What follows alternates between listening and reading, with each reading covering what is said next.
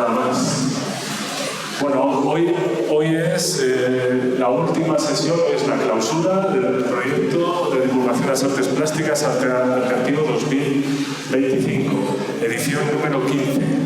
Terminamos hoy, ya estaréis cansados y cansadas de tanto rollo sobre la historia del arte y tantas historias y tantas hype, ¿verdad? Yo sí estoy un poco cansado, confieso. Hoy vamos a hacer una cosa, bueno, nueva no, porque otras veces he dibujado en directo. Lo que pasa es que estamos probando una tecnología y no sé cómo funciona. Veo cómo van las caras por ahí. ¿No se ve? ¿Sí? ¿Se ve mi mano?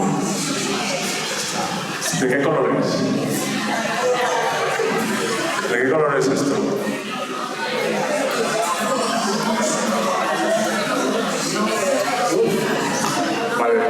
Vale, ya sé que esto no lo podemos hacer así, ¿no? Pero hoy ya no queda otra. Bueno, como os iba diciendo, clausuramos hoy el 15º curso de Arteactivo, 15 años dando la matraca con este formato charla, conferencia, etcétera, como queramos llamarlo. Y luego tenemos mañana el formato taller. Otra vez hemos hecho visita al museo, pero mañana tenemos un taller sobre dibujo a la acuarela, que nadie se apunte, que hay lista de espera, está a reventar. La gente que ha recibido el correo electrónico ha recibido la confirmación y algunos han recibido el correo electrónico incluyéndoles en lista de espera por si alguien se da baja de aquí a mañana a las 10:30. Algunos no han recibido el correo electrónico, pero está en la lista porque está en mi lista, está aquí está la web. Bueno, dicho eso, este es el formato que llevamos desde el 2010 llevando a cabo y la verdad es que es un placer ver que la sala se llena casi en todas las sesiones. Y estamos hablando de historia del arte. Hace no demasiado tiempo un amigo mío vino aquí trayendo a un profesor de historia del arte porque tenía curiosidad cuando le contó este proyecto a un profesor de historia del arte de la Facultad Complutense, dijo, tengo que ir porque es muy raro que alguien meta a 100 personas hablando de arte en una sala. Y vino a certificar que pasaba. O sea, que esto es un mérito vuestro porque el interés...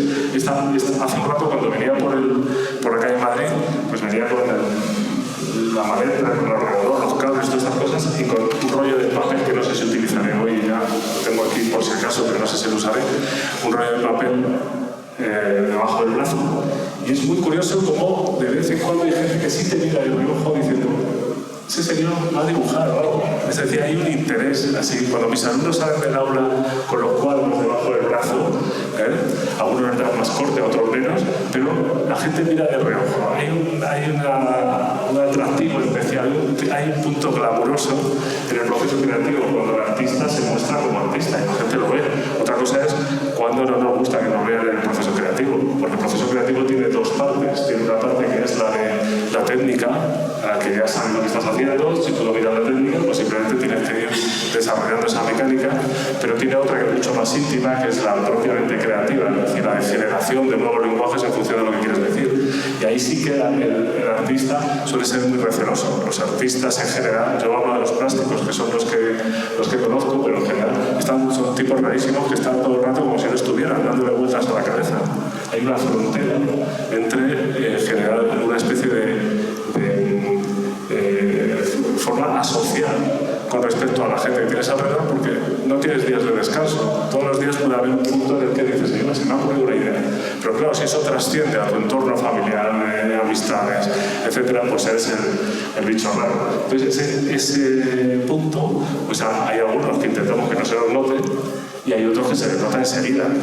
Yo conozco a un galerista que ahora menos, pero antes decía, Sergio, prefiero que algunos artistas no vengan a las inauguraciones de sus exposiciones, porque son tan raros que asustan a la gente. Y no son malas personas, algunos hay, como en todos los sitios, malas y buenas personas, pero no son malas personas, simplemente que están en una especie de proceso continuo, creativo, y el que están dando vueltas, y tú le estás hablando del partido de hace 2 días de fútbol, y él te está diciendo que sí con la cabeza, y tú notas que no, que está pensando en lo bonito que es la forma de la circunferencia del balón, por ejemplo. ¿Veis?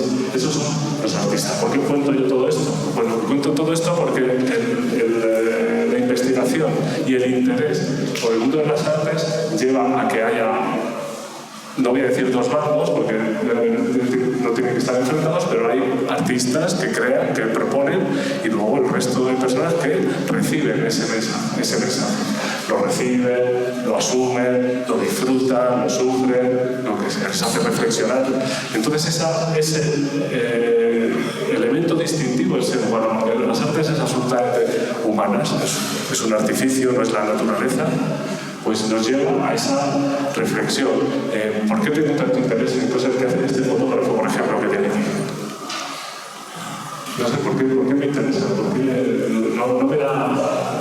Si hoy me pasa por aquí, voy directamente a casa, voy a cenar igual, si lo veo que si no lo veo, ¿vale?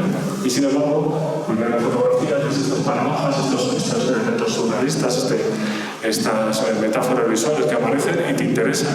Y incluso te sirven para las cosas, para contárselo a más gente y para alimentar tu forma de vida. De manera que luego, cuando tú vas planteando problemas que te van surgiendo en la vida, el arte es uno de los elementos fundamentales para resolver problemas. Ya no digo la creatividad, que eso lo tienen unos pocos privilegiados, sino lo que hacen estos creativos y que nos muestran su arte nos sirve, ya sea en la literatura, en la cinematografía, en la pintura, en la escultura, nos sirve para comprender a los demás y además para poder enfrentarte a problemas del día a día que a veces aparecen reflejados en las obras de arte. Me estaba acordando, por ejemplo, de una artista finlandesa o islandesa, Marian Kahn, que es una señora que habla mucho en su obra de forma muy brutalista, además de la figura de la mujer y de la violencia de género, y que pinta, tiene 73 años y pinta como si tuviese 20 o 19, con una furia y una fuerza brutal. Pues cuando vemos sus cuadros, aparte de tocar los ojos porque son desagradables, además de eso, pues lo que nos ocurre es que pensamos en lo que nos está mostrando. Y además de una forma muy directa, una forma que a lo mejor nosotros en el lenguaje del día a día lo utilizamos. Por eso, interesarse por las artes me parece estupendo, y también es cierto que como es bastante hermético, sobre todo desde el punto de vista del arte contemporáneo, que cuando hablamos de arte contemporáneo, o de cualquier artista, todos fueron contemporáneos en su tiempo, pues cuando hablamos de ellos, que de repente la sala esté pues así, ahora mismo hay una señora que está buscando un sitio. Entonces, imaginaos, esto está lleno. ¿Lo veis? No sé si queda alguno por ahí. Sí, ahí. Entonces, la verdad es que es un privilegio. Bueno, dicho todo esto, Arte Activa, como tenéis por aquí, es un programa que llevamos desde el 2010, como he dicho, con esas dos vertientes, y que la charla de hoy va a ser bastante breve, además, porque es la última, porque yo estoy cansado, porque luego tenemos un monólogo, es decir, no puedo hablar mucho, pero sí que es un momento que vamos a unos años a hacer un pequeño repaso de lo que hemos hecho durante el curso. ¿Lo veis? Bueno, pues empezamos allá por octubre, ¿no? Viernes 18 de octubre. Bueno, empezamos hablando de la tinta. Precisamente hoy acabamos hablando también de la tinta, de la acuarela. Acabamos hablando de la tinta y el papel. Pero sobre todo desde el punto de vista oriental. No sé si alguien estuvo en esa charla, donde hicimos un repaso pormenorizado del origen del dibujo y de la caligrafía y de la representación a través de la tinta china. La aparición del papel en Oriente va a ser fundamental para comprender lo que fue la escritura y para comprender cómo fue la representación gráfica, es decir, tanto la escritura como el dibujo.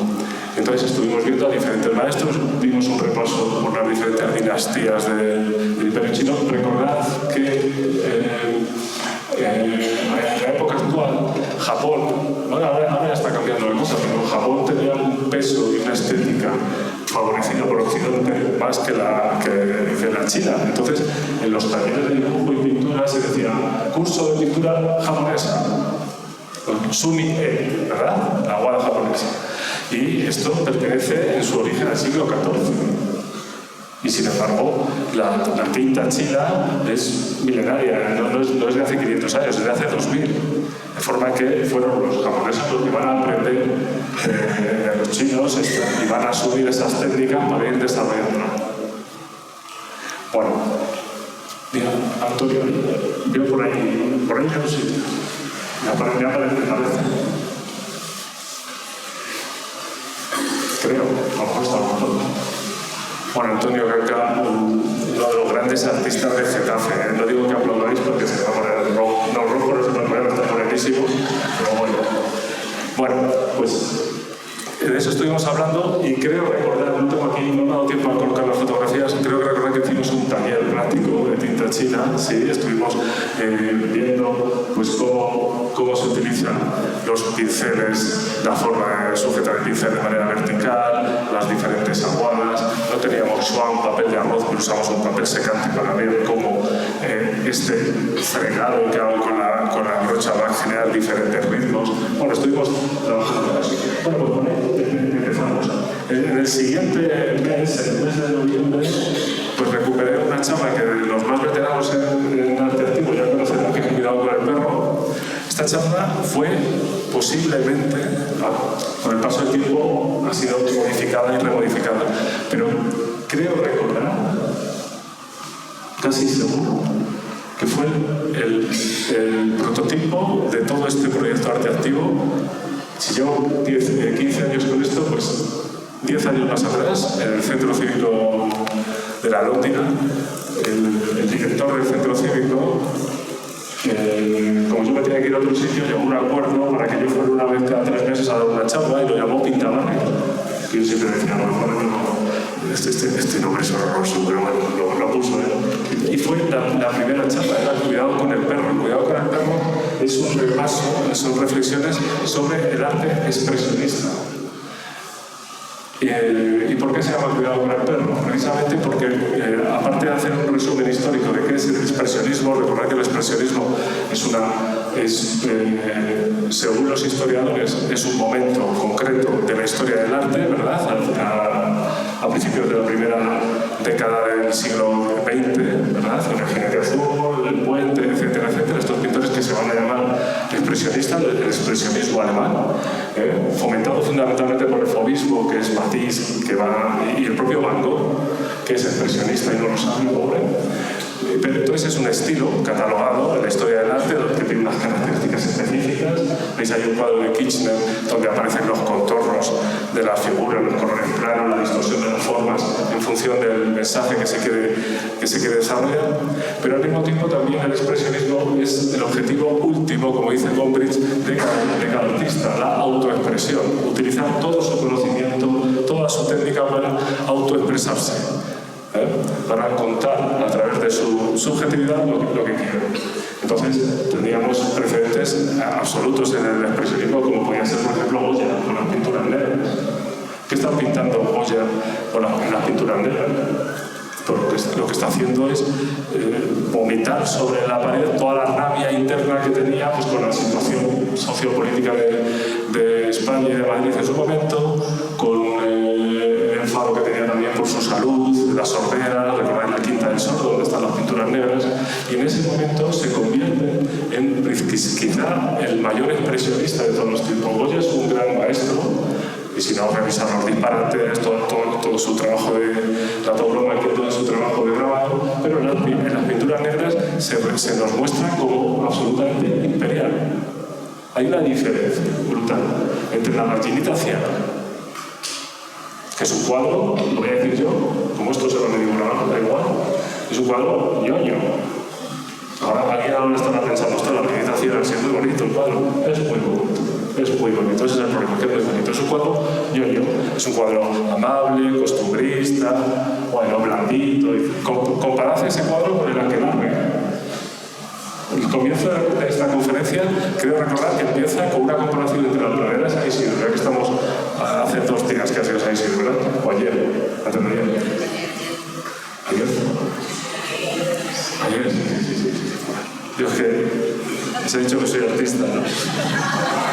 Es una cosa buenísima. Hay una comparación brutal entre la pradera de San Isidro de Goya y el mismo cuadro, la romería de San Isidro, 35 años después, en el que uno es una representación luminosa, bucólica, del bocadillo de calamares y estas cosas, y sin embargo el otro es el ciego, el loco y el cojo guiando al pueblo. Es brutal. Bueno, pues eso es un poco el origen de la pintura expresionista. No está del todo cierto, porque Grünwald, en el Renacimiento alemán, ya nos muestra un Cristo con los dedos totalmente destrozados y rotos, para que se vea ese sufrimiento de la figura que está representando el artista. Es decir, que el expresionismo, estas reflexiones del expresionismo, lo que buscan es realmente que el artista consiga darnos una bofetada a la hora de mostrar su obra, como hace María Camp. Por eso se llama Cuidado con el perro. Tú pones un cartel en el portal de tu casa que ponga Cuidado con el perro, y los ladrones se lo piensan. Y a lo mejor dentro tienes un chihuahua, pero el mensaje está dado de forma plástica. ¿Vale? Bueno, pues estuvimos hablando de eso y creo que ya recuerdo, creo que hicimos un taller de dibujos expresionistas, que es muy divertido porque hay que aprender a soltar la mano. Cuando un artista empieza con las técnicas, es temeroso, tiene dudas, y en este taller quiero recordar que una de las cosas que hacíamos era dibujar apretando lo más fuerte posible y luego dibujar sin apretar nada para ver la diferencia de tu propio estado de ánimo a la hora de representar y lo diferente que es lo que ve el espectador si tú estás trabajando de una forma muy dulce o le estás pegando hachazos al lienzo. Bueno, pues esa fue esa película. Y después, bueno, pues uno de los grandes, ¿verdad? Estoy haciendo un resumen y ahora ya con Caravaggio pues podemos acabar la charla. Caravaggio. La pintura barroca, y ahora que estaba hablando de expresionismo, va a tener un punto de inflexión máximo, que es justamente la aparición de Caravaggio. En el arte hay un momento terrible en el arte occidental, que es la desaparición, la muerte de Leonardo, de Miguel Ángel y de Rafael. Rafael ya nos muere con 37 años, porque los otros dos fueron longevos. En ese momento en Italia se quedan sin papá y sin mamá y sin tío. Se quedan totalmente huérfanos. Entonces aparece el manierismo con Giacomo Pontormo, con todos estos artistas que van a seguir un poquito ese lenguaje de la idealización, de las formas, de los volúmenes, de las figuras enroscadas, etcétera, que tiene mucho que ver con el lenguaje expresionista. Pero estaban metidos en ese ámbito de la idealización. Hasta que aparece un tipo como Caravaggio que dice, muy bien, nuestro cliente fundamental es la Iglesia, y la Iglesia ya ha hecho muchos esfuerzos para que nosotros representemos su mensaje de la forma más elevada posible. Dice, bueno, pues yo voy a hacer lo mismo, pero lo voy a hacer, y esto tiene mucho que ver con Vincent Van Gogh, por cierto. Dice, lo voy a hacer con el lenguaje más claro posible. Digo que tiene que ver con Vincent Van Gogh, porque Van Gogh, cuando se quiere dedicar al oficio de su padre, que es el predicado, ¿verdad? Era carmelista, que recordaba, que era carmelista, puede ser, ¿alguien lo sabe? Sí, creo que sí. Una de las cosas por las que le suspenden, o no le echan del todo, pero casi, es porque le obligan a aprender latín. Y Van Gogh hablaba italiano, hablaba alemán, hablaba francés. O sea, no tenía problemas con los idiomas, pero se opuso a hablar latín porque decía, si nuestro mensaje tiene que ir al pueblo, no puedo hablar en una lengua muerta. Entonces, lo que pasaba es que siempre estaba enfrentándose a todo el mundo. Pero bueno, entonces a Caravaggio lo que va a hacer es decir, voy a cambiar las directrices de la pintura utilizando a personas mundanas, terrenales, representando a Dios, a los santos, a la Virgen, etcétera, etcétera. ¿Y qué es lo que va a ocurrir? Que la Iglesia se va a enfadar mucho. Porque va a decir, no puede ser que utilices una prostituta como modelo para la Virgen, en la adornición de la Virgen, por ejemplo. Sin embargo, al mismo tiempo se van a dar cuenta que el mensaje cala hondo. La gente comprende, reconoce a los personajes y comprende y se interesa por lo que se está contando. De forma que a partir de ese momento, el tratamiento de la pintura se acerca a una especie de naturalismo, de realismo absolutamente eficaz en el mensaje y veraz en el contenido. Es decir, Paco coge, que es un dios mitológico, y coge la copa y en el cuadro de Caravaggio el vino se mueve, ¿verdad? Y tiene las uñas negras. Claro, porque si tú estás todo el día bebiendo, pues te baila el pulso, ¿lo veis? A diferencia del Paco de Miguel Ángel, que es esplendoroso, también se cae un poco hacia los lados, pero tiene una musculatura tremenda, tan era esa musculatura que el cardenal que le compró el estatuario, la estatua, luego no la quiso porque cada vez que le miraban los glúteos sentía la tentación. Entonces dijo, no, esto lo voy a vender. Bueno, esa es la idealización. Sin embargo, Caravaggio, los pies sucios, la copa que se mueve, la sangre que brota. Bueno, pues estuvimos hablando de Caravaggio. Y la otra premisa para hablar de Caravaggio, por supuesto, es la biografía, ¿cómo se dice? El currículum delictivo de Caravaggio. Pues él gastaba su tiempo, cuando no estaba pintando, estaba enfrascado en todo tipo de pelea, ¿verdad? O sea, le llegó, no sé qué peor, le llegó a dar un hachazo en la cabeza a un notario y no lo mató, tuvo la fortuna de que no lo mató, se quedó con el golpe ahí en la cabeza, pero luego sí, se siguió esforzando y al final acabó matando a un personaje que también era un personaje terminal y tuvo que huir de Roma y está en toda su biografía, la biografía de una huida, una huida hacia adelante. Bueno, pues estuvimos con Caravaggio y por supuesto esto estaba como hoy a tanta gente porque Caravaggio es un personaje muy atractivo.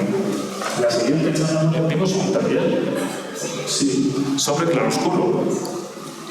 Porque claro, el barroco se fundamenta en la dramatización de la luz. Es decir, las escenas son absolutamente dramatizadas. En vez de idealizadas, donde todo es luminoso y perfecto, de repente hay una especie de penumbra como un mini foco de luz donde se van generando las formas. Aquí en España somos expertos en esto, sobre todo porque conocemos a la obra de Velázquez, ¿verdad? Que es el gran pintor barroco, que le va a dar una vuelta de tuerca a Caravaggio, porque los fondos de Caravaggio, a través de los sobrecámara oscura, etc., son fondos planos, no ocurren demasiadas cosas detrás de las figuras de Caravaggio. Y sin embargo, Velázquez va a generar esto que se llama la perspectiva atmosférica, ¿verdad? Como parece que podemos masticar el aire. Dalí dijo, ¿usted qué salvaría del Prado si se quemara? Y dijo Dalí, el aire que contiene el cuadro de las Merinas. Y se estaba refiriendo precisamente a ese efecto que había conseguido Velázquez de generar ese efecto tridimensional. Desde el punto de vista compositivo, nos obliga a mirar al fondo del cuadro y desde el punto de vista perceptual, sentimos que podemos entrar dentro del cuadro. Mañana, todo el mundo al Prado y a meter la cabeza en la medida. ¿Ya lo tienes? Bueno, la siguiente charla, ¿qué tal vais? ¿Me estoy enrollando mucho? ¿Alguien venía a hablar algo de agua, pinceles? Toma estos. Bueno, la siguiente charla fue con motivo de una exposición de la expresionista, que además pertenece al movimiento expresionista del Jinete Azul, es fundadora del movimiento, junto a Kandinsky, Gabriela Menter, porque hubo una exposición en el Museo de Thyssen sobre su obra. Y además entramos dentro del terreno de la aparición en la historia del arte de mujeres artistas, que como sabéis están negadas por la catalogación de todos los historiadores. El famoso manual de Gombrich, al que he dado yo siempre tanta referencia de historia del arte, pues me parece que sale Frida Kahlo y poco más. Un manual que va desde las cavernas hasta los años 70. ¿Vale? Yo creo que se menciona a Marie Cassatt y a Berthe Morisot, me parece también. Y a Georgia Keefe, estoy ahora pensando y sale, pero vamos, el porcentaje es brutal. Esta artista, Paula Jimeno, tiene una conferencia performativa con una cámara como esta, donde coge el manual de Gombrich y se dedica a ir hoja a hoja metiendo páginas donde hay un hombre, hay una mujer, donde hay un hombre y una mujer. Y cuando acaban las 2 horas de conferencia, el libro es el doble ancho, lógicamente, diciendo, no es que no existieran, es que no podían existir, pero sí estaban, Antes hablaba de Caravaggio, la cesta de fruta de Caravaggio es, según muchos historiadores, el primer bodegón de la historia de la pintura. Columba. El primer bodegón, ahí está, es fantástico el cuadro. Y además dice, es una reflexión sobre cómo el tiempo nos deteriora y se habla del ciclo de la vida, el nacimiento, la muerte, todo lo que tú quieras, es verdad, es fantástico. Pero en esa época, Clara Peters, Fede Galizia, estaban pintando bodegones. Y es que no podía pintar otra cosa porque no les dejaban, ¿vale? Y no eran tontas. Decían, no, es que bueno, porque está aquí en la corte y no sabemos qué prioridad. No. Es que Federica hablaba con los conocidos botánicos para que le explicasen cómo era la mosca de la fruta anatómicamente para que su dibujo fuese lo más parecido a la real, por ejemplo. Quiero decir que no es que estuviesen pasando el tiempo, como parece cuando leen los manuales que hacía Lavinia Fontana o Sofonisba Anguissola o estas artistas mujeres, que lo que estaban realmente era pintando cómo pintaban los hombres. El cuadro de Felipe II, el retrato famoso que durante siglos casi se ha dicho que lo había pintado Claudio Coello, que lo había hecho el Sofonisba Anguissola. Pero como era mujer, no podía firmar los cuadros, pues que lo firme otro porque es un retrato. Y el retrato es un tema mayor. Bueno, veis todo esto como es, ¿verdad? Ahora sí que se está haciendo una revisión, por lo menos dentro del arte contemporáneo, muy potente. Y el otro día, hablando de algo aquí, hace unos meses, hablábamos precisamente de cómo las compras del Reina Sofía este año, 499.000 euros, que han destinado para comprar obra de artistas españoles en arco, que me vamos a ver el 499, porque son 1.000 pavos. Yo tengo un cuadro en mi casa. Han comprado obra a 19 artistas, 15 son mujeres. Y ahora mismo me parece justo, porque hay que recuperar eso. Yo tengo amigos artistas que empezaron con estas cosas y digo, bueno, ponte en el otro lado, la verdad es que es. Bueno, Gabriela Munter.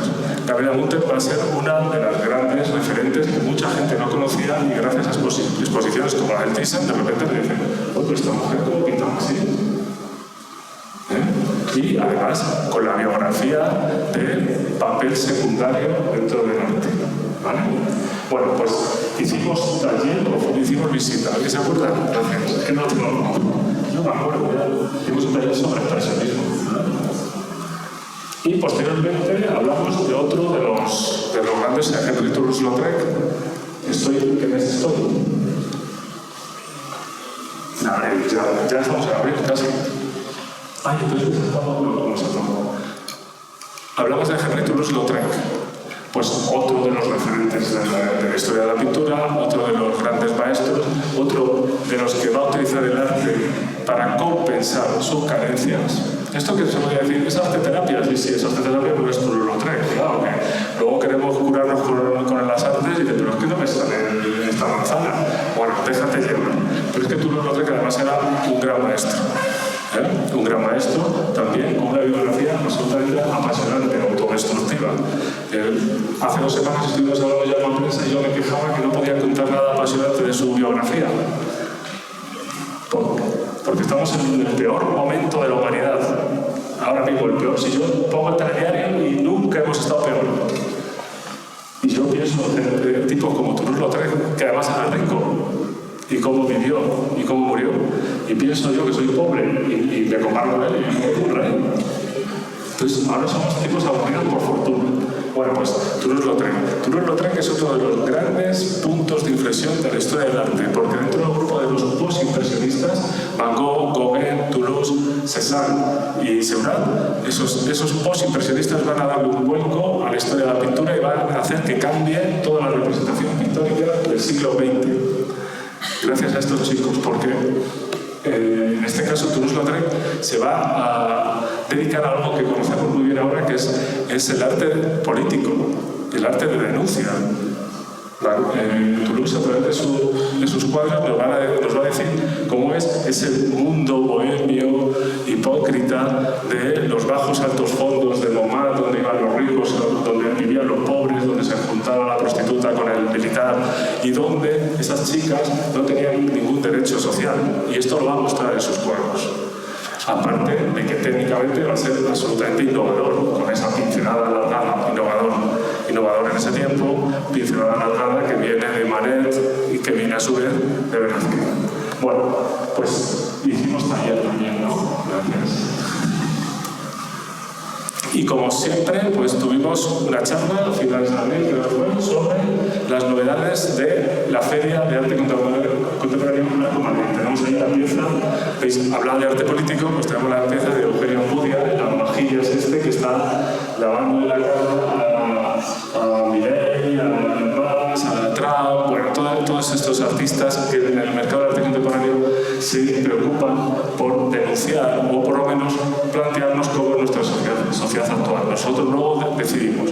De todas formas, este lavavajillas que costaba 22.000 euros, no sé cuánto tiempo tenía de garantía, no es representativo del arco de los últimos años. Es lo interesante, porque son artistas que quieren llamarnos la atención, nuestra atención.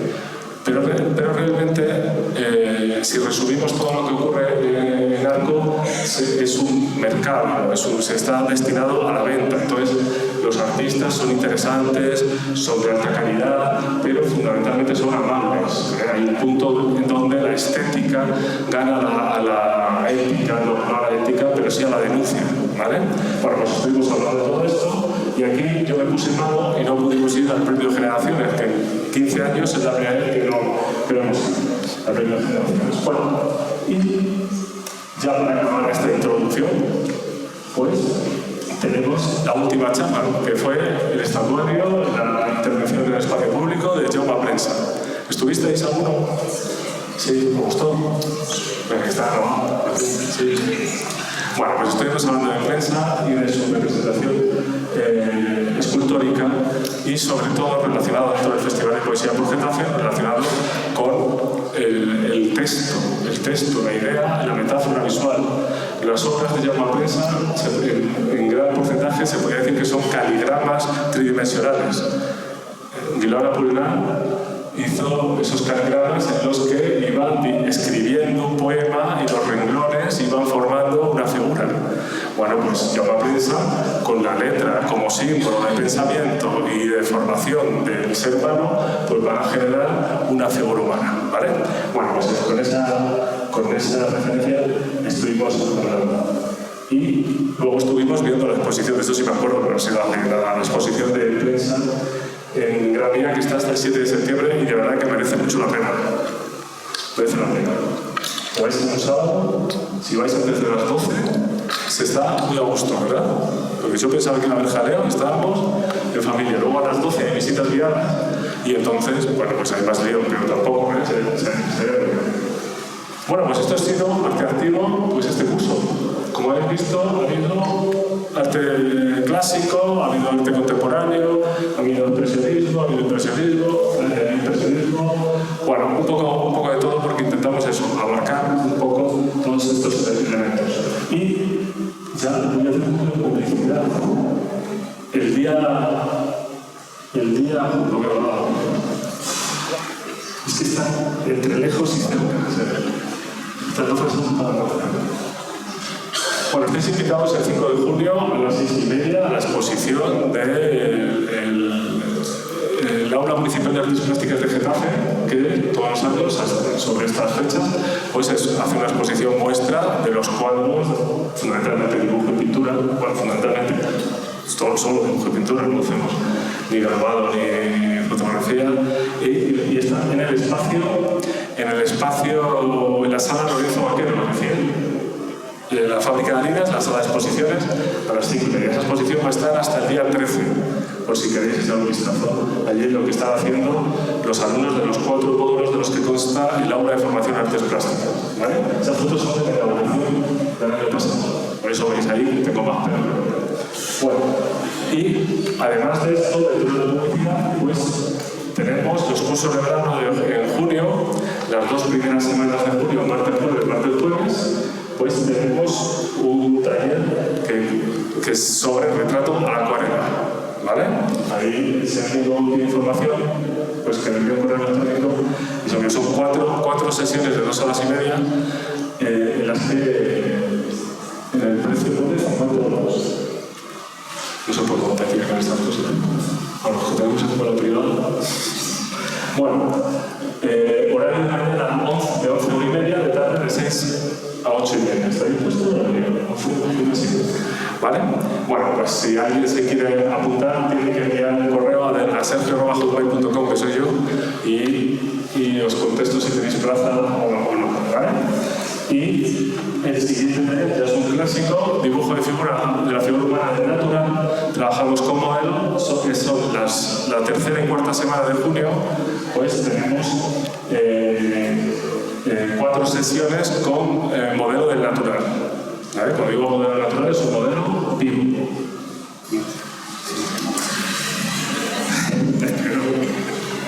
Espero la señora Tornaboni de Domenico Girlandaio no está claro si estaba viva o muerta cuando pulsó para el cuadro, ¿eh? Lo sabéis, pues está tan tiesa, se cree que había muerto. Bueno, pues tenemos modelo. Para los que habéis asistido otros años, ya sabéis que aquí hacemos dibujos, apuntes del natural, dibujos rápidos, pues es un poco más largas, hablamos del escorzo, hablamos de las proporciones, hablamos de los encajados, de la educación de la mirada a la hora de ver un elemento complejo como pueda ser una anatomía artística, y luego yo en función del perfil del grupo, pues aprieto las tuercas un poco más o las suelto, ¿vale? Es decir, que a lo mejor, dependiendo de cómo sean los grupos, pues a lo mejor hay una sesión en la que hacemos dibujo de figura humana del natural a la acuarela, por ejemplo. Eso lo decido cuando veo cómo es el nivel total del grupo. Y este año pues llevamos 3 con modelo chico, este año viene Sandra, o sea que tenemos modelo chica. ¿Vale? Bueno, pues nada, pues hasta aquí ya está todo dicho. Ya podéis ir.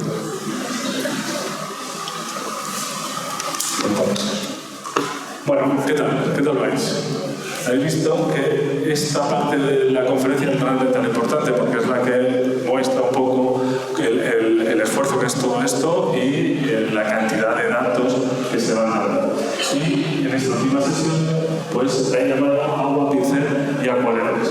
He traído un poco de papel por aquí por si alguien luego quiere dibujar. ¿No lo creéis? Pues bueno, aquí sí, en este papel no voy a hablar. Bueno, uno de los elementos fundamentales del artista plástico es precisamente el dibujo. Dibujo, que tiene su origen en la palabra diseño, evidentemente del italiano, ¿verdad? Esa representación en la que a través del dibujo lo que hacemos es visualizar nuestras ideas. Por eso el proceso de dibujo es tan importante, porque estamos poniendo en marcha un montón de sinapsis y conexiones neuronales para que nuestra idea maravillosa se plasme en algo que sea semi-tangible, tangible, como es un trabajo en 2 dimensiones. Luego si eres escultor, pues se convierte en 3 dimensiones, y en el pintor, pues se utilizan los ritmos de la pintura necesarios. Por eso, para aprender a dibujar, por favor, que nadie utilice cuadrículas, que nadie utilice proyecciones. Como mucho la plomada de la escuela de Bellas Artes para que no la línea. ¿Por qué? Porque eso hay que utilizarlo, sí, hay que utilizarlo cuando se sabe dibujar. Porque si tú vas siguiendo una estructura bidimensional en el modelo real, tu cerebro se relaja por completo. Y no haces el esfuerzo de comprender cómo son los volúmenes de los elementos y cómo los tengo que pasar.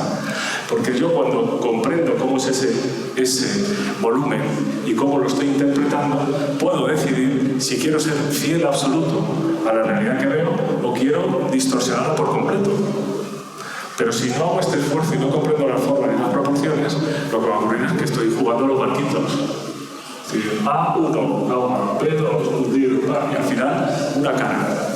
Pero cuidado que si no sabes dibujar y te confundes de cuadrante, no te enteras. ¿Vale? Pero sobre todo por el proceso del dibujo. El proceso de dibujar, de interpretar los elementos, de dejar que la mano fluya por el papel, que se borrone, que te confundas, todo eso. Bueno, pues ese proceso va a tener un momento muy espontáneo cuando además le aplicamos el color, que es a través, como pone aquí, de las acuarelas. Esas manchas que tenéis ahí detrás, maravillosas, son del gran maestro Joseph William Mayor Turner, el gran artista acuarelista, fundamental en la historia de la pintura. Y el proceso de la acuarela va a tener varias vertientes. Una de ellas es comprender cómo las acuarelas se pueden definir por el uso del medio que hace que el color se expanda, que es el agua. Hay muchas catalogaciones de pintura a la acuarela porque lo que hay en el frasco es agua. Sin embargo, lo que es el efecto del acuarelista es precisamente la transparencia. Cuando los elementos se transparentan y aparecen las veladuras, podemos hablar, si estamos usando algo, de acuarela pura, ¿verdad? Sin embargo, cuando tú tienes que utilizar colores claros, que sean opacos, que no dejen transparentar lo que hay, ya no estoy trabajando en acuarela pura, estoy trabajando al temple, al wash, a la témpera, lo veis, esa pequeña distinción. Por eso si veis manuales en los que se habla de acuarela y se habla de las pinturas rupestres, pues en algún momento pues, se le puede ver algún elemento que se transparenta, de degradado, etc. Pero esto está mucho más cerca del dibujo a pastel, de coger el pigmento y frotarlo sobre la superficie rugosa donde estamos dibujando y que se quede enganchado, que de una disolución del pigmento sobre la superficie, ¿vale? Así que, hasta. ¿Y qué pasa en Egipto? Bueno, pues aquí sí que se empieza a utilizar el agua. Lo que pasa es que hay una combinación. Se utilizan los pigmentos y al mismo tiempo esos pigmentos se van mezclando con agua, pero también con el temple, o sea, con el huevo, lo que se puede decir la pintura al temple, y se empieza a trabajar al fresco con la pared húmeda para que el pigmento entre dentro de la pared. Es decir, que tampoco estamos hablando de acuarela pura. Gracias a ese efecto de transparencia tan luminoso que consiguen los grandes acuarelistas, en las pinturas egipcias desaparece porque veis ahí el blanco de esas túnicas, como es un blanco cubriente, es un blanco opaco. Se va sintiendo un poco esa diferencia. Bueno, abajo. Y como tengo que una pequeña chuta que me podéis ver, y yo tampoco lo veo, el papel con la pregunta que fue inventado en China, bueno, este era el momento, ¿no? Los 110 años antes de Cristo, desde el papel se veía el Caerún durante la dinastía Han. Lo que estábamos comentando, la aparición del papel, la aparición de la tinta, van a ser fundamentales para el desarrollo de la solución de agua y la tinta. En este caso, la tinta china, que era el hollín mezclado con agua y se generaban todos esos ritmos de los que hablamos al principio del curso. También tenemos otro tipo que está ahí, Mengtian, que era el coronel del imperio de Qin Shi Huang, que fue el gran emperador que va a unificar toda China y que va a hacer, por ejemplo, la muralla china en su totalidad, ¿verdad? Pues tenía este coronel que se considera que fue el inventor del pincel. Eso de aquí. Porque en ese momento se trabajaba con la pluma. Entonces, ¿qué le pasaba a los calígrafos que estaban continuamente mojando porque no había depósito?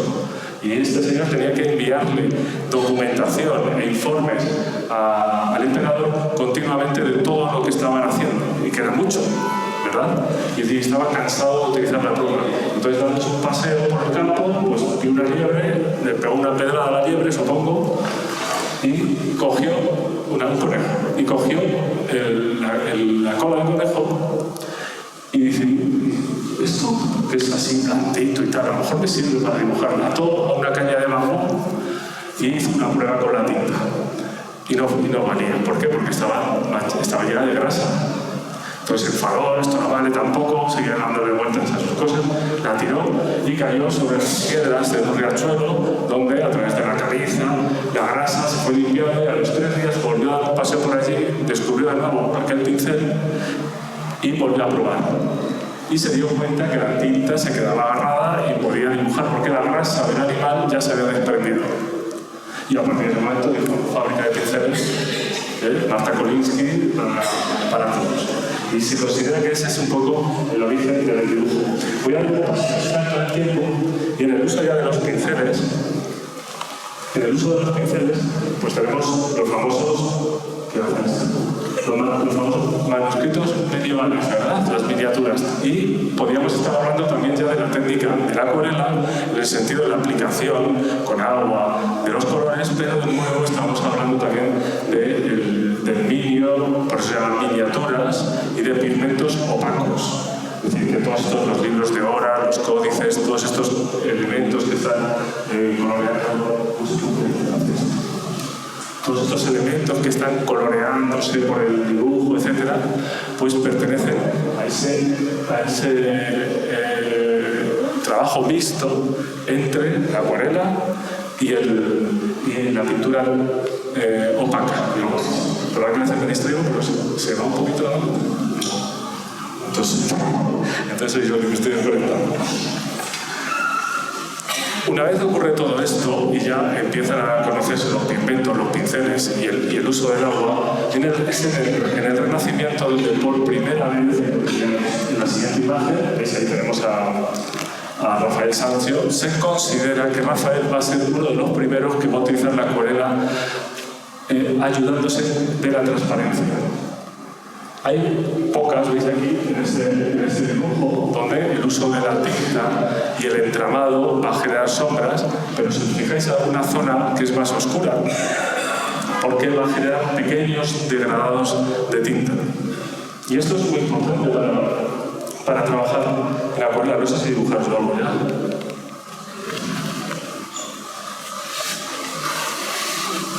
O dejarlo así.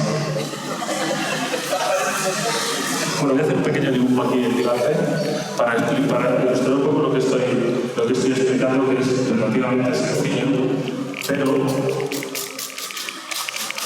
nuestro amigo Rafael, como decíamos, Rafael Sanzio fue el tercer gran artista del Renacimiento, y lo que va a hacer es, en esta figura que tenemos por ahí, porque estoy haciendo la parte inferior de la figura, por ahí está la rodilla, no sé si se ve algo en la pantalla. Nada. ¿Nadie ve nada? Un poquito solo. Bueno, esto es un ombligo. Las ingles, las rodillas, por ahí. Entonces, ¿qué es lo que ocurre con estos artistas? Un poco más ancho, ¿qué es lo que ocurre con estos artistas? Que van a utilizar estos elementos de entramado de la línea, de forma que si quieren trabajar una zona de sombra, ¿se ve algo? ¿Veis por ahí? Eso es un móvil, Yo cuando dibujo me olvido que estoy con gente y ya empiezo a decir cosas. Bueno, fijaos, veis ahí que estoy haciendo la silueta, estoy trabajando no por manchas, sino por entramado. Y vamos, en estos dibujos, Rafael lo que hacía, Rafael, Miguel Ángel, Leonardo, era entrecruzar el trazo para conseguir el efecto de volumen, de manera que si la línea está más separada es más clara, si está entramada o cruzada, veis que genera contrastes. ¿Se va viendo más o menos?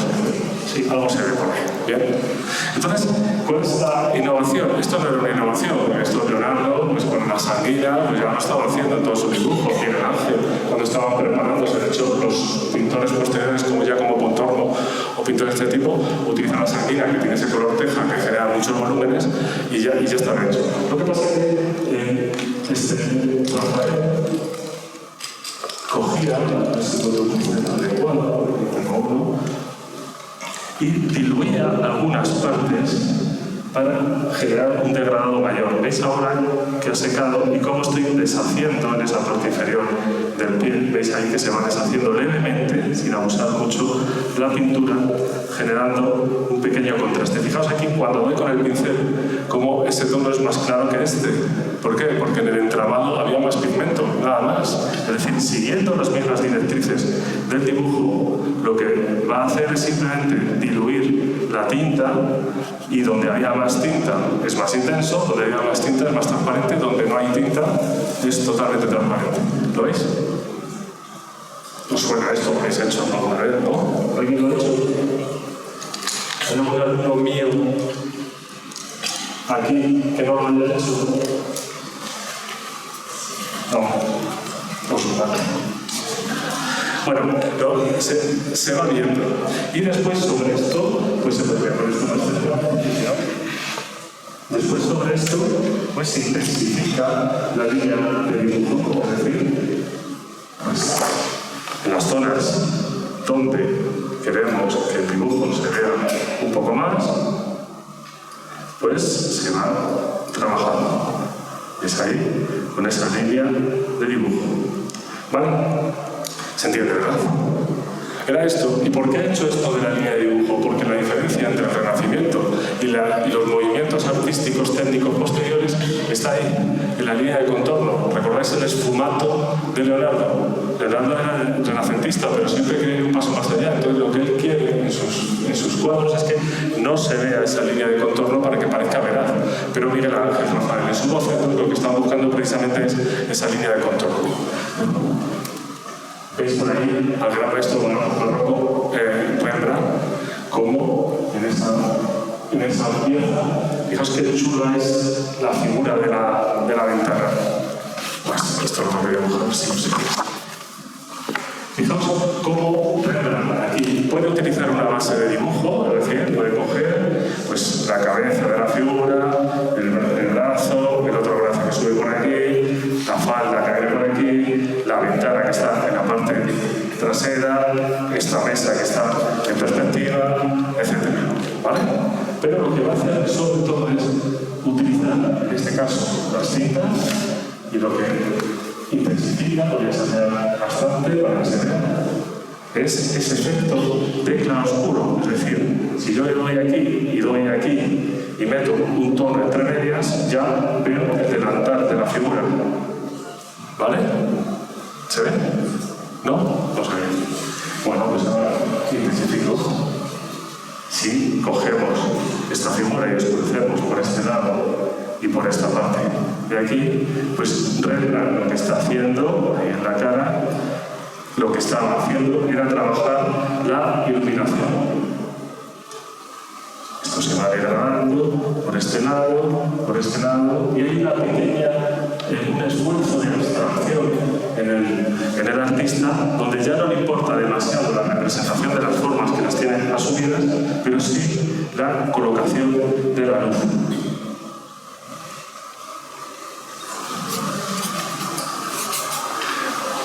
¿Lo veis? Pues ese contraste entre el claro y el oscuro es lo que aprendemos. Hay que ser muy pequeño, ¿no? Veo caras de decepción. De manera que después lo que va a hacer es simplemente, ahora está húmedo, es justificar con línea de dibujo ese claroscuro.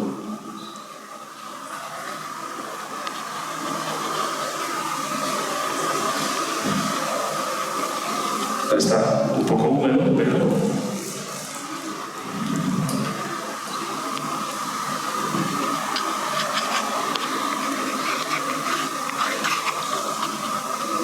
veis cómo la línea de dibujo ya justifica todos esos elementos. ¿Lo veis?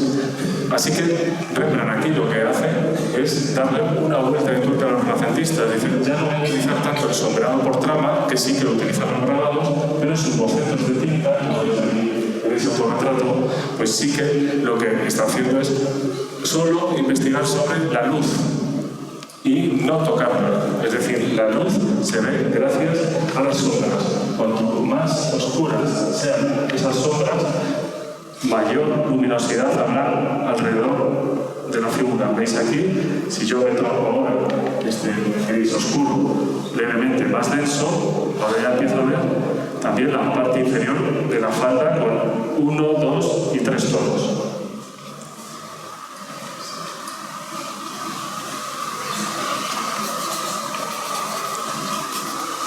¿Vale? ¿Sí? ¿Se entiende esto más o menos? Entonces, ¿qué están haciendo aquí estos acuarelistas? No sé si me... Ahora sí, ¿no? ¿Qué están haciendo estos artistas? Utilizar precisamente la transparencia de la acuarela para conseguir volumen, pero sobre todo respetar la luz. No le dar tinta blanca aquí, salvo que se le escape. Entonces ahora sí, cojo la tiza o la tinta, ¿lo veis? Por eso hay veces, y que me perdone si hay aquí algún miembro de la Asociación Española de Acuarelistas, la Asociación Española de Asociación Española de Acuarelistas. ¿Hay alguien de la Asociación? Sí, por ahí hay gente que se ríe, no sé. Cuando hacen la exposición del fin de curso en Casa de Vacas, o en Matadero, o en las exposiciones de la Casa del Reloj, hay un 70% de acuarelas puras, pero hay un 30 más donde los acuarelistas, que es lícito, pero que abusan un poco del washi y de la témpera. De forma que hay veces que empiezas a dudar si es una exposición de acuarela o es una exposición de témpera. ¿Vale? Bueno, continúo. Fijaos qué maravilla. No sé si os suena esta figura, ¿lo veis? Esta es de Goya, de los disparates. Y disparate de miedo. Entonces tenemos esa figura que tenemos a la derecha, a vuestra izquierda, con la cabeza tapada, donde están los militares que han recorrido la parte inferior, están como corriéndose de la locura que es una guerra, ¿verdad? Medio asustado, temerosa, y lo que está haciendo aquí Goya en ningún momento es utilizar los elementos de línea, de contorno. Es decir, le da un paso más allá al uso del claroscuro. Rafael lo que hace es coger el dibujo y entramar y dar pequeños toques de claroscuro. Rembrandt ya se va a por la luz dramática. No toco los blancos y exagero mucho las sombras. Y cuando evapore el agua vuelvo a exagerar. Aquí, sin embargo, pero justifico ese juego de manchas a través de una línea ágil de dibujo. En este caso, Goya, que dibuja muy bien, dice, es que prescindo del dibujo. Entonces, ¿qué estoy haciendo? Potenciar al máximo la cantidad de tonos que genera la acuarela. Fijaos, si ahora no tuviera que hacer, entonces no podría ir tan deprisa porque tendría que tardar un poco más, porque tendría que esperar a que se secaran las zonas. Pero fijaos la cantidad de pequeños tonos que hay para que se describa la arruga de la tela o se vea contraste con el árbol o con las figuras que hay en la parte de abajo. Al menos 3 aguadas. Una aguada base, una aguada de tonos medios y una aguada de tonos oscuros más el blanco del papel. Si todo eso está bien alimentado como hace Goya, no necesita ni siquiera dibujar alrededor. En este caso estaríamos hablando de lo que se denomina una aguada pura, una aguada donde un solo color y un montón de tonalidades. Sin embargo, la historia del arte de otro tipo, fantástico, que veis aquí, maravilloso, se más o menos de distingue Alberto Durero un look que podría presentarse al Festival de Eurovisión. No se puede tener más ego que Durero, que se aparece ahí con esos bucles, con esa mirada que parece Jesucristo. O sea, autorretratarte como Jesucristo es lo más de lo más. Bueno, Alberto Durero, que es el gran pintor alemán del Renacimiento, lo que va a hacer, aparte de sus trabajos en grabado y en representación artística, lo que va a ser es el precursor o el originador de la ilustración científica. Entonces, sus acuarelas son de este tipo. Fijaos, esa acuarela, es verdad que hay una parte de esta acuarela en la que los pequeños toques mínimos de blanco, que no hay apenas, utiliza un pigmento blanco. Es decir, usa una parte opaca. Pero en este caso, pensad que no existía la fotografía. Sí había estudios de botánica y de zoología, etc., y había que representarlos. Y este artista todavía había dudas en la aparición de la pintura al óleo. No eran expertos en pintura al óleo. Se pintaba el temple, y el temple seca rapidísimo. Entonces, los degradados que consigue la pintura son imposibles. Sin embargo, en la acuarela sí que podemos hacer degradados. No sé si se va a distinguir el color con la luz que tenemos ahora, pero si tenemos, por ejemplo, no sé si lo veis ahí, ¿de qué color es esa mancha? Bueno, más o menos. Tenemos esa mancha húmeda y si cojo, a ver si se distingue. Esto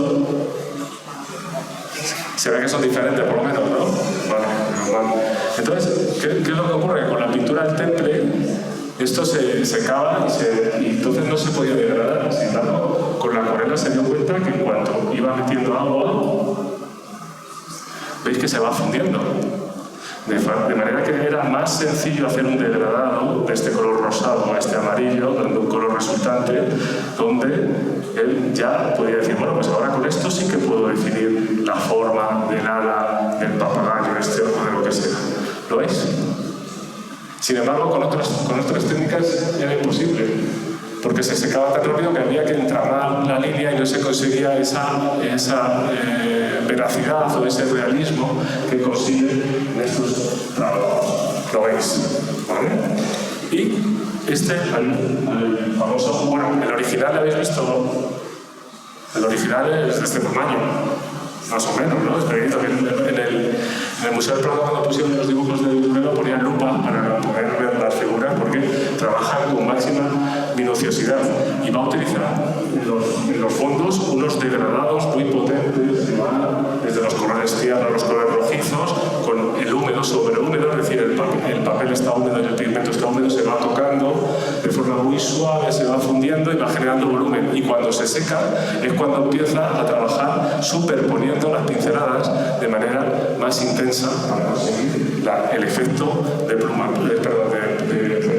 Fijaos en la pluma inferior, por ejemplo, que hay una mancha clara. ¿Qué hace Durero ahí? Pues no tocar ahí y tocar alrededor para conseguir ese efecto de volumen. ¿Lo veis? De manera que Durero, aparte de ser precursor en la ilustración científica, va a ser precursor en lo que se llamó después una escuela de artistas a la acuarela, ¿no? Y este señor, Franz Boll, pues va a generar una academia de acuarelistas, que se va a considerar una de las primeras de la historia de la pintura. Y él, que no tenía la pericia de Durero, pero trabajaba con este sentido que nos recuerda mucho a los cuadros al óleo de Patinir, donde la parte del horizonte es fría y la parte inferior es cálida, para conseguir sensación de profundidad. Pero esto es un trabajo a la acuarela. O artistas posteriores, como Van Dyck, que ya empiezan a ser más vaporosos. Fijaos que la tenéis aquí, donde está Venus y Vulcano, pues los efectos de colores en la nube o humo que aparece allí son muy transparentes para dar esa sensación de gracilidad, ¿no? De falta de peso, y luego están recortando con manchas oscuras a un lado y al otro. De manera que lo que nosotros estamos viendo es ese efecto redondeado sin la necesidad del empastado del color. ¿Vale? ¿Se va entendiendo? Estos artistas se van a dar cuenta que la acuarela, este es de Van Dyck, este paisaje, es un medio muy cómodo para pintar al aire libre. La famosa pintura Brenner, pues dice, bueno, pues como un estuchito de estos que tengo aquí, que me he traído para hacer 4 manchas, y un poco de agua, puedo salir al campo y hacer anotaciones para luego los cuadros que van a ser pintados al óleo. Pensad, fijaos cómo se ve en la parte interior perfectamente. Un degradado, el amarillo, el anaranjado. Veis ahí los contrastes que hay en la vegetación, lo primero que se da y lo más claro, y lo siguiente, lo más oscuro, dejando que lo claro aparezca para que tenga volumen. Pues esto, con un cuaderno pequeño, y te sales aquí al parque este de los Escolampios, por ejemplo, y te pones a pintar, y en 2 minutos te has hecho un árbol. Bueno, más. O chicos como Guy Moran, todos estos paisajistas ingleses, la escuela inglesa de acuarelistas, que es muy importante, a través del, ¿cómo se llamaba esto? La academia del Dr. Monroe, que no era pintor, era un médico que hizo una especie de pseudo-academia de artistas, y él era marchante, o les promocionaba, le gustaba mucho, aunque se dedicaba a la anatomía, y luego al final de sus días tuvo problemas porque son unos métodos un poco complicados, que no pasan en ningún test ahora de seguridad social, pero bueno. En la academia del Dr. Monroe pasaron tipos como Guy Moran, como Constable, como Sandy, y que además iban a estar muy influenciados por la pintura paisajística, por el reconocimiento de los paisajes y los edificios del Reino Unido, pero también de Italia y de España. Aquí hubo artistas, eso ya fue en el siglo XIX, la asignatura de paisajismo, de paisaje, de la Escuela de Bellas Artes de la Real Academia de Bellas Artes de San Fernando de Madrid, pues es muy tardía como si la comparamos con la inglesa. ¿Y por qué empiezan a preocuparse por el paisaje? Porque vienen artistas ingleses a dibujar para tener ese registro, como no existe la fotografía, de los paisajes y de los edificios, y entonces es ahí cuando se empiezan a decir los españoles. Entonces aparece gente como Villamil, etcétera, que empiezan a que es el precursor de la asignatura de paisaje, tenéis obra suya del Museo del Romanticismo de Madrid, empiezan a decir, no, pues el paisaje es un tema por sí mismo, que no es simplemente atrezo para un... Bueno, estos artistas van a hablar el paisaje de esta forma. Veis que es una forma muy controlada, una forma en la que hay un dibujo y, entre comillas, un relleno del dibujo. Entre comillas. Es decir, si yo cojo, esto es seco, si cogemos y dibujamos, a ver, más o menos, si yo dibujo, ahí, todo el mundo sabe qué es esto, ¿verdad?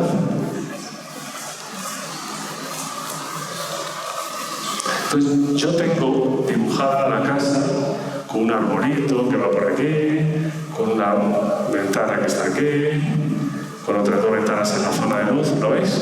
La zona más oscura es esta de aquí abajo, pues será la última que tenga que tratar. De forma que el acuarelista lo que va a hacer es coger el color más claro, no sé si se va a distinguir, lo voy a intensificar un poco para que se distinga, y de forma muy aguada, lo estoy poniendo un poco oscuro, pero para que se vea. ¿Lo veis, verdad? Luego ya podemos ir trabajando el resto de elementos. Este es el color base, que es el claro. Esta es la luz.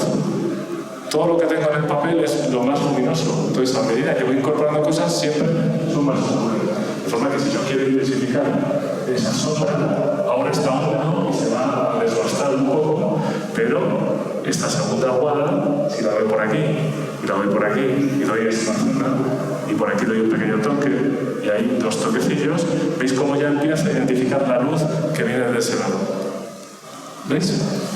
Pero, ¿qué estoy haciendo realmente? Basarme en las fronteras de la línea de dibujo. Dibujo primero y luego meto el color, que es lo que hacía Gainsborough o lo que hacía Constable también. Fijaos qué acuarela tan maravillosa con ese cielo. Porque Constable ya empieza a darle una vuelta de tuerca a esto. Dice, vale, muy bien, la acuarela me sirve para degradar, para estudiar el claroscuro, para conseguir volúmenes sin que se noten las pinceladas. Puedo ser hasta muy realista, pero es que además es muy expresiva. Y fijaos en ese cielo. Entonces, ¿qué va a hacer Gainsborough? Pues se va a dar cuenta de la fase previa, que es la siguiente, que es si mojo el papel. Estoy trabajando con un papel que no tiene mucho algodón, en esto no me voy a meter, ya me meteré mañana con esto. Si yo humedezco primero el papel, el pigmento ya no se queda en el sitio, ya no es absorbido por el papel, sino que empieza a flotar y se va de un sitio para otro. De manera que cuando ya cogemos un azul y damos por aquí, veis que se mueve. Si yo levanto por ahí, veis que gotea porque el papel está húmedo. La única frontera es el papel seco. Y se va a dar cuenta que si va haciendo esto y le va incorporando elementos de pigmento de mayor color o diferentes colores, se van a crear ese tipo de sensaciones, esas hierbas para que se vean. ¿Lo veis? ¿Lo vais viendo? Y si encima no dejo que se seque, es decir, froto o absorbo, ya tenía un por aquí, no sé dónde está. ¿No?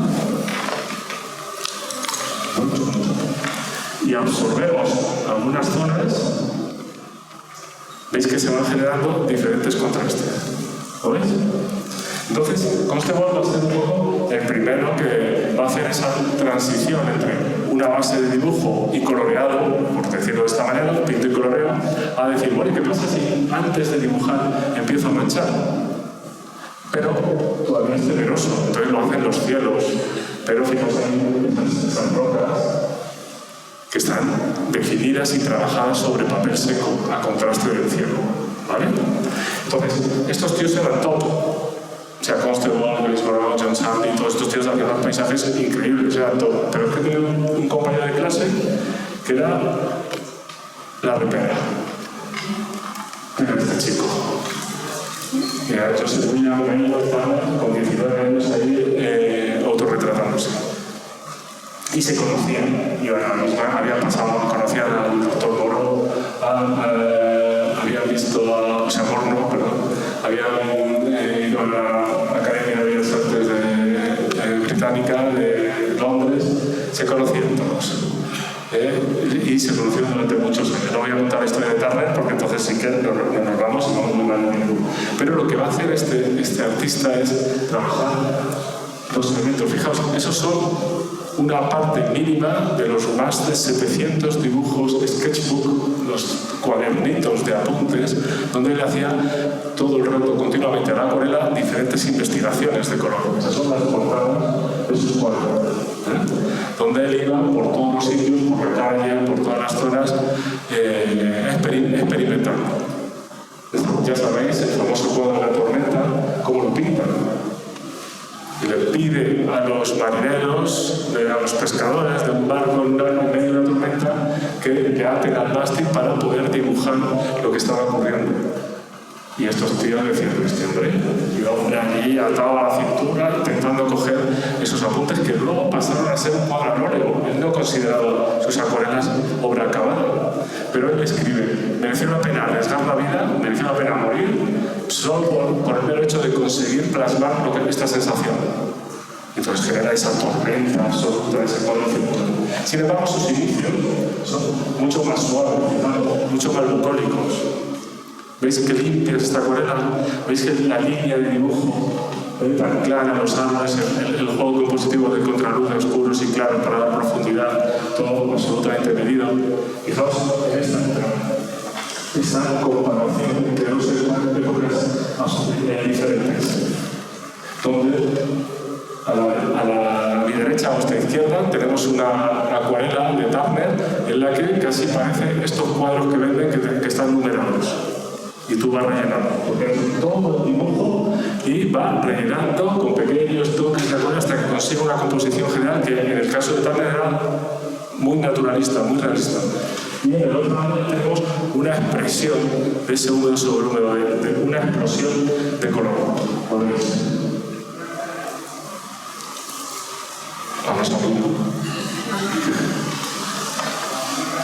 Entonces, Turner poco a poco va a hacer esa transición de la obra descriptiva y medida y sobre papel seco y dibujada, y poco a poco se va interesando más por la luz. ¿De qué color son esas sombras, esas zonas oscuras? Son azules, son violetas. Está rompiendo, está conociendo, mejor dicho, la teoría del color de Isaac Newton y está viendo que es el color complementario, cosa que luego los impresionistas van a utilizar todo el rato. Y luego Sorolla va a decir el violeta es el color de las sombras, es lo único que han hecho los impresionistas. Eso dijo Sorolla. Y va a llegar al extremo total, que es ese efecto de la acuarela en el que los húmedos, yo voy a hacer aquí lo que me dé la gana, de pronto aparece esa mancha oscura, brutal, que se va deshaciendo solo por la influencia del agua. ¿Lo veis? Y si de repente hay un toque rojizo que golpea por ahí, el drama es absoluto, parece que hay un incendio. ¿Vale? Entonces, ¿qué está haciendo aquí Turner? Pues está jugando precisamente con eso. Esto es un naufragio. Ahora cuando lo digo, dices, bueno, a lo mejor puede ser.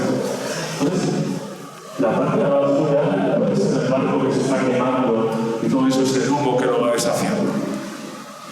De forma que, a través de este juego de síntesis, lo que hace es generar esa sensación.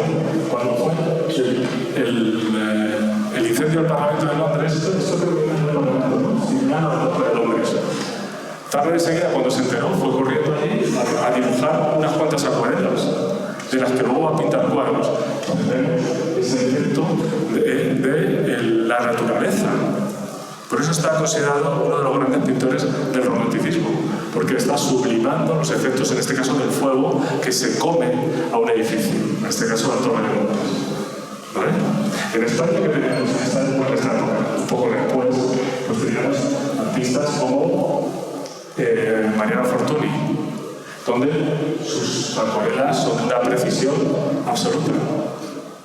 ¿Lo veis? Esto es un dibujo a la acuarela. Incluso los blancos de la camisa son los blancos del papel. Él a veces utiliza el watch, pero en este caso es el blanco del papel y mide perfectamente la densidad de la acuarela. Porque una cosa que le he dicho es que tú puedes humedecer, pero si coges la acuarela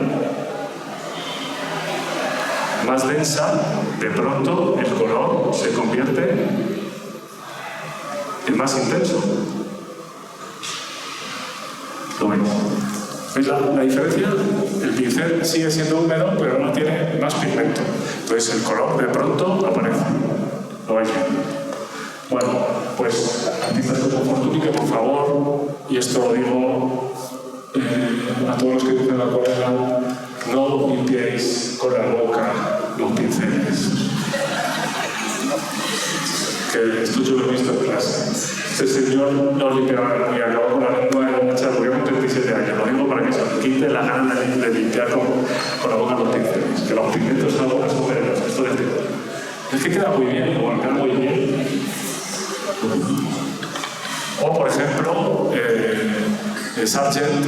Aquí no he traído, creo que no tengo una presentación. Me hago un poco carrilla, tengo que acabar. ¿Qué tal vais? ¿Esto se ha visto más o menos? En mi idea, yo iba a dibujar hasta una cabeza, ¿verdad? Pero no daba tiempo. Mañana.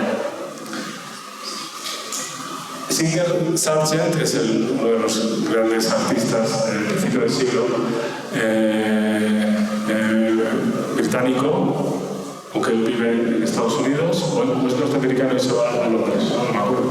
Es el que va a conseguir que Sorolla exponga por primera vez, por ejemplo, en Nueva York. Sargent era un gran acuarelista y Sorolla también, pero y era porque estaban influenciados fundamentalmente por la pintura nórdica, por Andreas Thor, por ejemplo, que eran los acuarelistas fantásticos. Sorolla llegó a decir, mi obra empieza a medio parecerse a lo que hace Thor, y con eso ya era como que había conseguido un objetivo muy potente. Y genera este tipo de acuarelas, este tipo de acuarelas tan frescas, tan dinámicas, tan rápidas, tan ágiles, donde no se detienen los pequeños detalles, sino en el impacto de la luz, pero a su vez son muy fieles al dibujo. Fijaos esta maravilla de acuarela de Sorolla. Además, utilizando un truco técnico, a lo mejor lo puedo usar por aquí, que si esto estuviera húmedo, que es Sorolla pinta esa cabeza con su estilo además gestual y denso, pero con mucha agua, con una mano estupenda para el dibujo, y las luces no las reserva. Lo que hace es generar un excedente de agua y dibujar después las luces, de forma que si luego quiere hacer una nariz, pues levanta, aquí ya casi le ha secado, pero levanta por ahí la luz, de forma que cuando mete los oscuros posteriormente no se ve. Si yo meto ese oscuro ahí, ese oscuro por ahí y ese oscuro por ahí, se va viendo una forma y por ahí abajo estaría la barbilla, el cuello, etc. No sé si se llega a distinguir. Pero lo que va a hacer es frenar sobre la acuarela, cuando se ha pasado y quiere sacar luces, con un papel secante, con una esponja, frota un poco sin pasarse, porque si frotáis demasiado, el algodón del papel se rompe. Pero si dais un toque, absorbe y además levantas y generas una luz degradada. ¿Por qué digo esto? Porque si tú no mojas ahí, el blanco del papel se queda totalmente recortado. Pero si hay una mancha de agua y de color y tú absorbes un poco, el pigmento intenta ir y desaparece. Entonces consigue esos efectos que tiene, por ejemplo, en la nariz, en la barbilla, en la zona de la frente, que no son posteriores, sino son anteriores al acabado. ¿Vale? Bueno, sobre ya es que da bueno. ¿Y para qué sirve la acuarela? La acuarela sirve para muchas cosas. De eso por favor, porque creo que no voy a decir muchas más. Sirve para, como hemos dicho, para hacer sketchbook. O, por ejemplo, Delacroix, que no era un pintor, un dibujante de la acuarela, pero utilizaba la acuarela para sus experiencias. Sus viajes a Argel, por ejemplo, pues todo lo que veía, o en el sur de España, el norte de África, todo eso lo va a utilizar la acuarela. O, avanzando el tiempo, otro de los grandes acuarelistas, como Cézanne, que va ya a fragmentar la pincelada. De hecho, no hay una dibujar, que no me resisto, pero sé que hablamos de Cézanne y no puede ser. Fijaos en esas manzanas, o por ejemplo, en esta figura. Muy mal esto, ¿verdad? Sí, lo que va a hacer aquí es juguetear con el trazo recortado de la figura, justo lo contrario a lo que habían hecho todos los acuarelistas anteriormente, que van fundiendo todos los colores. Él empieza a trabajar formas que tiemblan y que generan efectos de fusión entre ellos cuando se rozan, dando esa sensación vibrante del color, ¿lo veis? Dándole una vuelta de tuerca, porque el objetivo de Cézanne es demostrarnos que lo que pasa dentro de un cuadro es un cuadro, no es la realidad. Entonces a él no le interesa ese degradado, fundido y suavizado. Lo que le interesa es la fragmentación del color. ¿Veis este boceto de los jugadores de carta? Donde vemos la línea de contorno, de nuevo estos pintores postimpresionistas previos a las vanguardias, la línea de contorno, y sobre todo lo que les va a interesar es que se sepa que no es natural, que es artificial, que el color está puesto ahí porque el artista quiere, no porque pertenece a la realidad. ¿Vale? Bueno, sigo, fijaos el maravilloso paisaje de Cézanne. O esta síntesis que va a acercarnos un poquito a la abstracción. La abstracción que con acuarela va a asumir Kandinsky con esto que se llama en 1913 o 12 la primera acuarela abstracta de la historia, y utiliza la acuarela. ¿Lo veis? Cuando los artistas han conseguido superarlo, conocer el claroscuro, las líneas de entramado, la línea de dibujo y el pinto y coloreo, la fusión del húmedo sobre húmedo, la defermentación, o mejor dicho, perdón, la fragmentación del color, pues ya llega a un terreno que la libertad es absoluta, y hay artistas tan maravillosos como Fernando Zobel, que con sus acuarelas está resumiendo su entorno allá en el Júcar, en Cuenca, y se deja llevar por estas manchas que llegan a ser incluso minimalistas. ¿Lo veis? Y el artista, a través del lenguaje de los pinceles y la acuarela y la falta de temor, entra en el terreno de la libertad absoluta, como hace, por ejemplo, Raúl Dufy, que mancha primero y luego pone las figuras por encima de este ejercicio de acuarela. A pesar de estos acuarelistas que eran muy libres y muy sueltos, aparecerán algunos como Edward Hopper, que van a intentar volver otra vez a la acuarela tradicional. ¿Veis esta fantástica acuarela desde dentro de su coche, donde su mujer Mary Jo está también dibujando una acuarela? Mary Jo Nivison, que también era acuarelista, mirad qué retrato tan gracioso y con tanta soltura que ella realizaba. Entonces ellos van a viajar por la costa de Nueva Inglaterra en verano, y sus vacaciones van a ser dibujar todo ese entorno, generando un vínculo entre ellos muy divertido y al mismo tiempo una interpretación de todo lo que está pasando. Pero lo que estaba pasando en realidad es que los artistas habían descubierto que la acuarela era eficaz, rápido, limpio y además muy directo. Una acuarela es como un partido de golf, que da el que menos golpes da. Entonces hay que simplificar al máximo, no cargar demasiado. Y nos aparecen chicos como David Hockney, que ahora mismo tiene exposición en París, una retrospectiva de 400 piezas suyas maravillosas, donde va a utilizar estas acuarelas tan sintéticas, tan simples, tan sencillas, que están cercanas a lo infantil. Pero él está allí leyendo lo que ve y maravillándose de lo que encuentra. Son acuarelas pintadas con unos 60 años. Incluso ha llegado a sustituir la tableta de goma arábiga y pigmento por la tableta digital en el efecto de acuarela, en algunos casos. Y va a generar esa libertad absoluta en esta mezquita de Córdoba, en uno de sus viajes hace 8 años, donde llevaba un blog así de gordo y iba dibujando la acuarela y sin ningún tipo de filtro, lo que veo represento. Y veis la profundidad de esos arcos y la simplificación de una arquitectura tan recargada. Así que el acuarelista decide, pero el agua es quien te impone. Y si nos dejamos llevar, hay que conseguir, como hace Hockney, ser sintéticos y sobre todo disfrutar. Bueno, muchas gracias.